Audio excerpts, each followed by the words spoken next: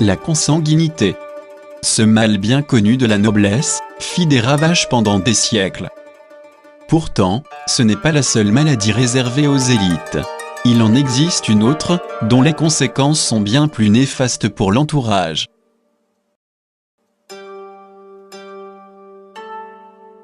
Napoléon Ier fut le plus célèbre porteur de cette maladie. Les historiens pensent qu'elle est liée à des maux d'estomac. Telle la consanguinité, cette maladie semble aussi héréditaire, la mère et le fils de Napoléon Ier en furent également atteints. Néanmoins, la ressemblance s'arrête là. Car, contrairement à l'hémophilie, cette maladie semble des plus contagieuses. Êtes-vous prêt pour un petit tour d'horizon ?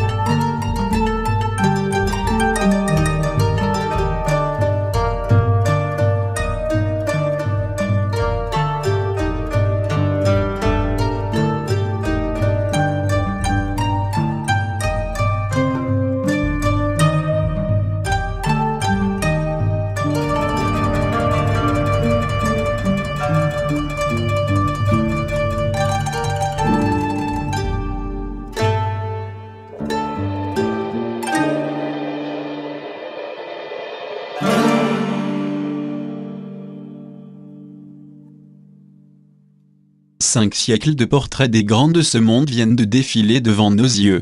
Parmi ceux-ci, figurent quelques-uns des plus grands ennemis du peuple que l'histoire ait compté. Des personnages comme les décrit Henri Guillemin, des êtres sans âme ni conscience, tous dévoués à l'ordre dictatorial de la bourgeoisie. Cette main portée au sein n'est pas le symptôme d'une maladie contagieuse, mais bien le signe de ralliement d'une secte extrêmement ancienne et extrêmement nocive pour le peuple.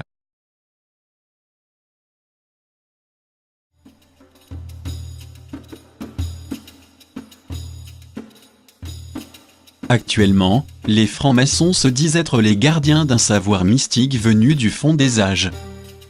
Au Moyen Âge, les francs-maçons étaient connus pour leur capacité à construire des monuments exceptionnels, tels les cathédrales.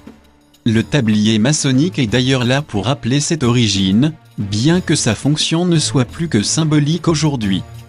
Ils partagent tout un ensemble de symboles et de rituels qui trouvent en fait leur origine au cœur de l'Égypte antique.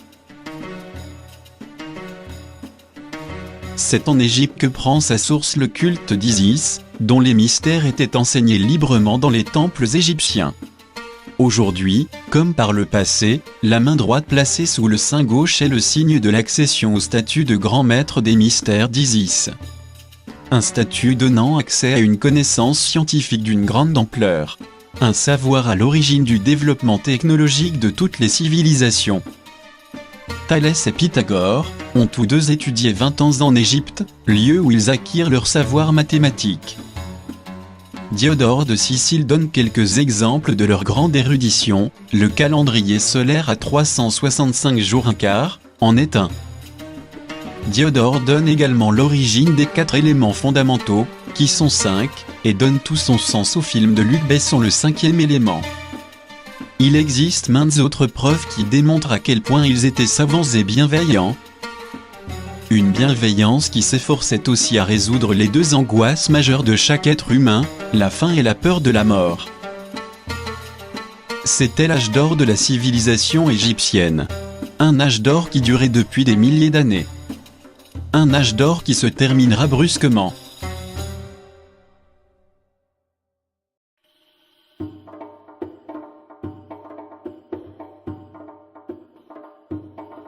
Venus de Phénicie, les Hyksos mettront brutalement fin à la paix millénaire qui régnait en Égypte. Aidés par leur maîtrise de la métallurgie, des chevaux et des chars, ils pillèrent et incendièrent le pays, détruisirent les temples et s'installèrent dans les villes situées à l'est du delta. Ils avaient pour capitale Avaris. Nombreuses sont les preuves qui démontrent la forte intimité existante entre les Hyksos et les Phéniciens. Leurs 2 entités géographiques se confondent à un tel point qu'il est permis de penser qu'Hyksos et Phéniciens sont un même peuple. Mis à la porte de l'Égypte par Ahmosis Ier, après un siècle de domination militaire et culturelle, les Hyksos refluent vers la Palestine. Dans un exode qui n'a rien de biblique et dont la conséquence majeure sera de permettre aux Phéniciens de démarrer leur domination de la Méditerranée. Des Phéniciens qui pratiquaient un culte identique à celui des Égyptiens, ils vénéraient Hathor, un autre nom de la déesse Isis. Les Phéniciens devinrent les nouveaux procréateurs de civilisation, les promoteurs d'une forme de progrès qui leur est propre. Leur ascension formidable, qui doit tout au savoir égyptien, ne les poussera pas à faire usage de la même sagesse. Leur domination se fera par la ruse et la violence.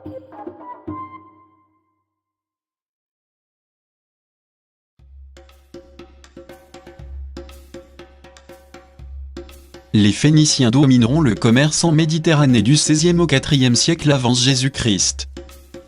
C'est Alexandre le Grand qui mettra fin à cette domination en faisant le siège de Tyr et de Gaza en 332 avant Jésus-Christ.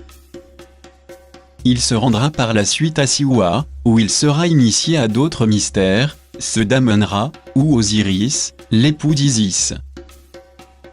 Guidé par le même état d'esprit que celui des Grecs, l'Empire romain propagera la guerre et l'esclavage au profit d'une oligarchie bourgeoise.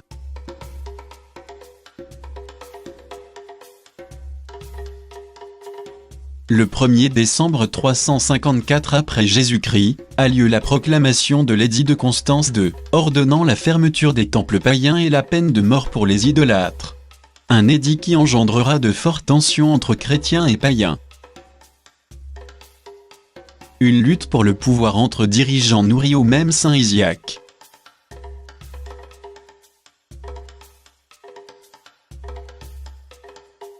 Une lutte qui marquera pour un temps la conversion de la totalité de l'Empire romain à la foi chrétienne. En 410 après Jésus-Christ, Rome est mise à sac par les Wisigoths d'Alaric. Ils prennent Rome d'assaut et forcent les familles patriciennes romaines à se réfugier au cœur du seul appareil d'État encore en place, l'Église. Lorsque le dernier empereur romain, Romulus Augustule, est détrôné en 476 après Jésus-Christ, l'Église n'aura qu'une vingtaine d'années à attendre avant de reprendre le pouvoir, par un acte d'une grande portée pour la chrétienté.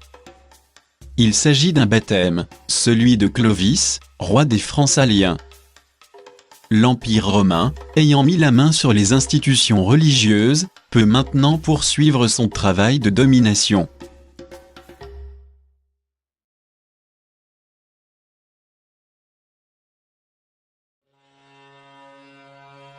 Le pouvoir du Vatican ira en s'accroissant au fur et à mesure des conquêtes militaires effectuées par les rois, leurs subordonnés.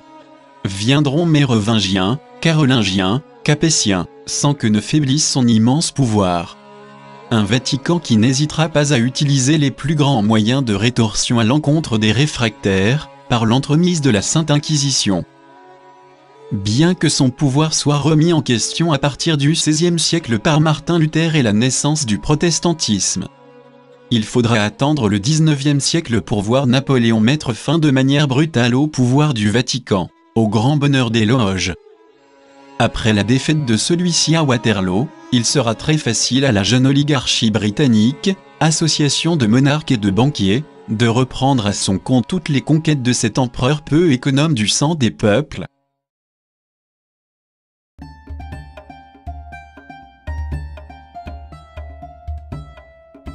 Les guerres coloniales et la mondialisation de la pensée unique, menées tambour battant par l'Empire britannique, ne sont que la continuation de ce qu'elles étaient du temps des Phéniciens. Elles sont contrôlées par une oligarchie obscurantiste qui pervertit un culte ancien pour en faire un outil de domination. Pourtant, l'asservissement des peuples par la destruction de leur culture et de leur cohésion sociale n'est pas une fatalité. Il est possible de revenir à une politique guidée par des idées saines, comme c'était le cas en Égypte il y a plus de 3700 ans. Par le boycott des produits de l'Empire et par la réappropriation des valeurs antiques qui dirigeaient jadis nos consciences, nous pouvons y arriver. Pour qu'enfin disparaissent tous ces imposteurs, usurpateurs d'un savoir qui appartient en premier lieu au peuple du monde entier.